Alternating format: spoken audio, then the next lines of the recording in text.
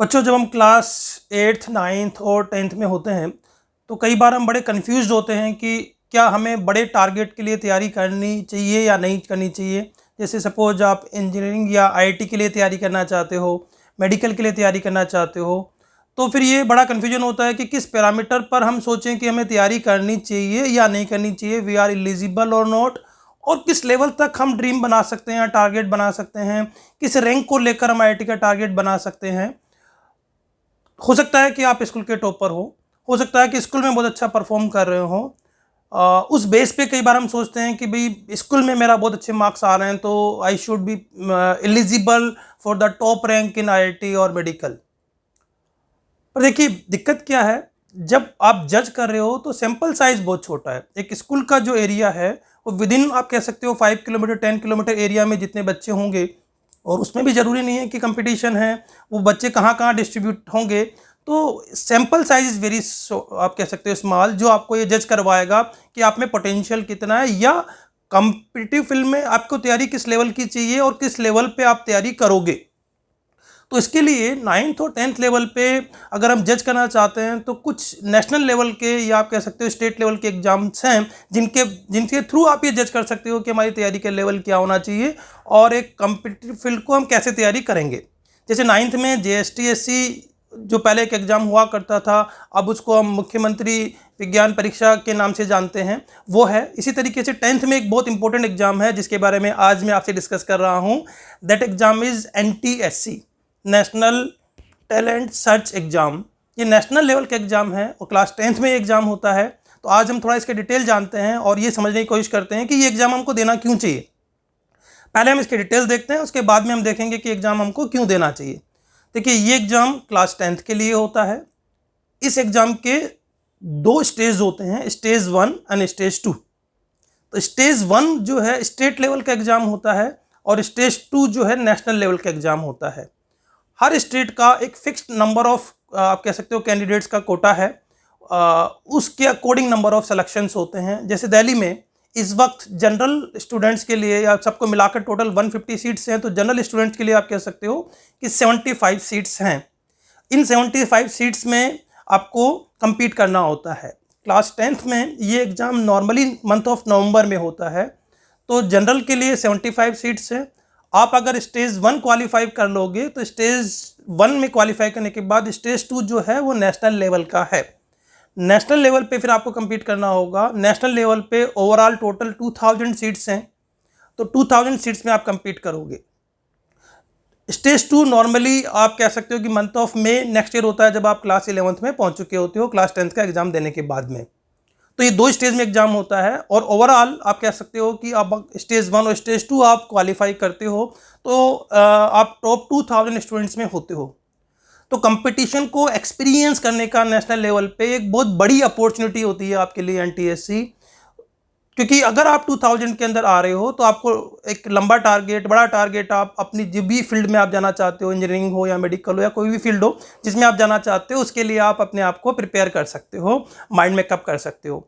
दूसरा क्या होता है, ड्यूरिंग द प्रिपरेशन आपको बहुत सारे एक्सपीरियंसेस होते हैं। बाई चांस अगर आप क्वालिफाई ना भी हो पाए तब भी आपको मालूम चलता है कि एक कॉम्पिटिटिव फील्ड को जब हम नेशनल लेवल पे फाइट करते हैं तो किस इमोशन के साथ में, किस इंटेंशन के साथ में, किस प्लानिंग के साथ में, किस स्ट्रेटेजी के साथ में हमको तैयारी करनी है। तो this will again help us to fight in class 11th and 12th for medical और इंजीनियरिंग, जब जिसकी भी हम तैयारी कर रहे हैं वो उसको हमको फाइट करने में हेल्प मिलती है हमको। तो definitely all of you should appear in this NTSC exam, और इसकी प्रिपरेशन अपने आप में बहुत इंपॉर्टेंट रोल प्ले करेगी क्लास 9th एंड 10th में आपको for the preparation of class 11th and 12th, क्योंकि कंपटीशन को एक्सपीरियंस करने का इससे बेस्ट दूसरा तरीका इस लेवल पे क्लास 8th और 9th लेवल पे 10th लेवल पे नहीं हो सकता। इसके दूसरे बेनिफिट्स क्या है, इसमें एक स्कॉलरशिप भी आपको मिलती है कि अगर आप इसमें स्टेज 2 क्वालिफाई कर लेते हो तो there are certain amount of scholarship जो आपको कंटिन्यूसली मंथली लेवल पे मिलती है।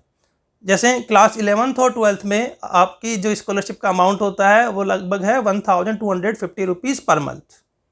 12th के बाद में ग्रेजुएशन लेवल पे आप इसकी जो स्कॉलरशिप अमाउंट है वो 2000 रुपीज़ पर मंथ है। तो ग्रेजुएशन और पोस्ट ग्रेजुएशन में लगभग सेम है, 2000 रुपीज़ पर मंथ। इसके बाद अगर आप रिसर्च भी करना चाहते हो तो रिसर्च में जो भी UGC के नॉर्म्स हैं उसके अकॉर्डिंग स्कॉलरशिप है। तो एक मंथली स्टाइफंड जो आपको मिल रहा है ये भी अपने आप में बड़ा एनकरेजिंग है, और अपने आप में एक प्राइड फीलिंग तो है ही कि नेशनल लेवल पे अगर हम एनटीएससी स्कॉलरशिप ले पाते हैं और स्कॉलर बन पाते हैं तो अपने आप में एक बड़ा प्राइड लेवल तो है ही। तो प्राइड तो जुड़ा हुआ ही है, साथ साथ में बड़ी इंपॉर्टेंट बात क्या है कि हमें मालूम चलता है कि हम किस लेवल पे है, और बहुत अर्ली अगर हमको मालूम चलता है कि हमारी प्रिपरेशन में हमें और क्या क्या ऐड करना है, क्योंकि स्कूल के जो एग्जाम्स हैं, सीबीएसई के जो एग्जाम्स हैं, उसमें कॉम्पिटिटिव स्पिरिट कभी नहीं आती है। वहाँ पे हम एब्सोल्यूट मार्क्स के लिए ही फाइट कर रहे होते हैं, रिलेटिव रैंक के लिए फाइट नहीं कर रहे होते हैं। तो that's why the NTSC becomes very important for class 10th। अब दूसरी बात आती है कि इसको प्रिपेयर करने के लिए हमें स्टार्ट कहाँ से करना चाहिए और कैसे करना चाहिए। क्या क्लास 10th में स्टार्ट करके पॉसिबिलिटीज़ हैं कि हम क्लास 10th में ही एनटीएससी क्वालिफाई कर जाएं? तो देखिए, क्योंकि नंबर ऑफ सीट्स काफ़ी कम है, स्टेट लेवल पे भी कम है। जैसे दिल्ली में आप बात करो तो 75 सीट्स ही है for general category, total 150 seats हैं, और नेशनल लेवल पे बात करो तब भी 2000 सीट्स ही है ओवरऑल सबको मिला के। तो चूंकि कंपटीशन यहाँ पर ही बड़ा टफ है, हमें टॉप 2000 में जाना है। और दूसरा चैलेंज क्या है कि ये एग्ज़ाम मंथ ऑफ नवंबर में ही होता है, जबकि क्लास 10th हमारी चल रही होती है। तो अगर हम इसको क्रैक करना चाहते हैं, इसमें सक्सेसफुल होना चाहते हैं, तो ये पक्की बात है कि हमारा सिलेबस उससे बहुत पहले होना चाहिए। At least we require 2 month for vigorous practice. तो अगर हम नवंबर में इसको चाहते हैं कि क्वालिफाई करें, तो हमारा जो सिलेबस है अगस्त एंड में या 15 सितंबर तक तो किसी भी कंडीशन में होना ही चाहिए। इस साल कोविड की वजह से थोड़ा सा डेट्स चेंज हुई है, अदरवाइज नॉर्मल पैटर्न यही रहने वाला है। तो अगर हम ये चाहते हैं कि इसको हम ढंग से क्रैक करें इस एग्ज़ाम को, तो ज़रूरी है कि सिलेबस हम टाइमली करें। तो अगर हम चाहते हैं कि 10th का सिलेबस अगस्त एंड तक हमारा हो, तो क्लास 9th से ही इसको फोकस करना पड़ेगा। और इसके लिए फिर ज़रूरी है कि आपका जो ट्रेनिंग जो है वो बहुत अच्छा हो। एक अच्छे इंस्टीट्यूट की ज़रूरत आपको इसलिए फिर पड़ती ही पड़ती है, क्योंकि अपने आप उस तरीके से चैनलाइज्ड होकर, डिसिप्लिन्ड होकर और रिगरस तैयारी नहीं कर सकते। तो क्लास 9th को ही प्लान करना फिर ज़रूरी होता है। क्लास 9th को ही हम इस तरह प्लान करेंगे, क्लास 9th का सिलेबस हमारा अर्ली हो, उसके बाद फिर हम क्लास 10th के सिलेबस को हम क्लास 9th में ही स्टार्ट कर पाएँ और फिर उस तरह से सिलेबस कंप्लीट कर पाएँ। तो अगर आप एक अच्छे इंस्टीट्यूट्स को देखोगे तो आपको मालूम चलेगा कि वहाँ पर इस तरह से तैयारी होती है। तो that's why the institute is required here, क्योंकि ये आपको केवल एनटीएससी के लिए हेल्प नहीं मिल रही है, आपको फ्यूचर में आपको अपने बड़े टारगेट के लिए, आईआईटी के टारगेट के लिए या मेडिकल के टारगेट के लिए भी हेल्प मिल रही है। तो सही तरीका आप कह सकते हो कि किसी भी कॉम्पिटिटिव फील्ड को अप्रोच करने का यही होना चाहिए कि हम लॉन्ग टर्म प्लानिंग करें और लॉन्ग टर्म के हिसाब से चलें। इस एग्ज़ाम के अगर पैटर्न की बात करें तो इस एग्ज़ाम में 4 आवर का पेपर होता है और उस पेपर के 2 पार्ट होते हैं। आप कह सकते हो 2 पेपर होते हैं, एक एसएटी पेपर कहलाता है और एक एमएटी मेंटल एबिलिटी का पेपर कहलाता है। तो जो मेंटल एबिलिटी का पेपर है उसका वेटेज 50% होता है, 100 क्वेश्चन आते हैं और 100 क्वेश्चन को 2 आवर्स में हमें कंप्लीट करना होता है। जो दूसरा पैटर्न है एसएटी का, उसमें आपको साइंस के क्वेश्चंस होते हैं, एसएसटी के क्वेश्चंस होते हैं, मैथ्स के क्वेश्चन होते हैं। तो वहाँ भी 100 क्वेश्चंस होते हैं, 100 में से 40 क्वेश्चन आपके साइंस के होते हैं, लगभग 40 क्वेश्चंस आपके एसएसटी के होते हैं और 20 क्वेश्चंस आपके मैथमेटिक्स के होते हैं। तो ये एक ओवरऑल पैटर्न होता है एनटीएससी का। और अगर हम दिल्ली के हिसाब से बात करें तो रफली जो है आपका टारगेट होना चाहिए 170 से 180 मार्क्स को अचीव करना आउट ऑफ 200। तो if you want to ensure कि आप स्टेज 1 क्वालिफाई करें, तो देखिए कंपटीशन इस लेवल का है कि आपको 200 में से 175 से 200 तक के मार्क्स चाहिए। अब 175 में से 200 में से 175 मार्क्स चाहिए, तो इसका मतलब है जो मेंटल एबिलिटी है वहाँ पर आपको 90 मार्क्स क्रॉस करने होंगे। तो अगेन मतलब for mental ability also you require the vigorous practice, तो वो भी आप अकेले नहीं कर पाओगे। एक guided training is required there for mental ability, और वो भी ऐसा नहीं हो सकता कि 15 days 1 month training is sufficient. You require the long training for that, इतनी स्पीड बनाने के लिए और इतना एक्यूरेसी लाने के लिए, मेंटल एबिलिटी के लिए, ट्रिक्स आपको जानने के लिए कि मेंटल एबिलिटी के क्वेश्चंस कैसे क्रैक किए जाते हैं। तो you required a perfect training there also. जो एसएटी के क्वेश्चंस हैं वहाँ पर भी आपको चूंकि टाइम लिमिट कम है और चूंकि वहाँ पर केवल 9th और 10th के ही नहीं आता, the basics of class 11th जो है ना उसके क्वेश्चंस भी एनटीएससी में आते हैं। तो again A planned and proper training is required for that.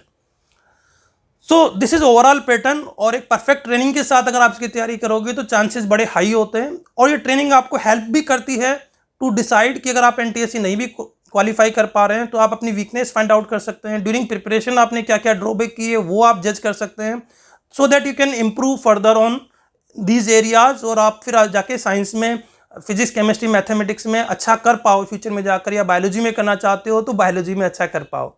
तो in nutshell NTSE is overall package for you to judge your potential in right direction, and this will help you to design your future in a perfect manner. तो I will suggest कि आप सभी को NTSE के बारे में seriously सोचना चाहिए और इसकी तैयारी परफेक्टली करनी चाहिए। Best of luck.